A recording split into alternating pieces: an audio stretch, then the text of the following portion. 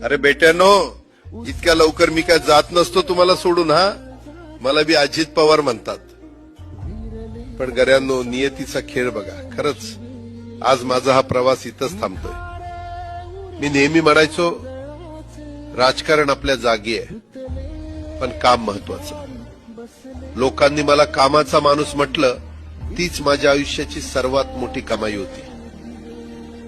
आज निरोप घेताना मन खूप जड आहे, पण एक समाधान आहे की शेवटच्या श्वासापर्यंत मी तुमच्यासाठीच धावत होतो.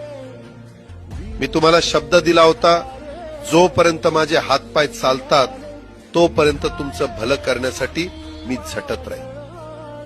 नियती बघा कशी असते.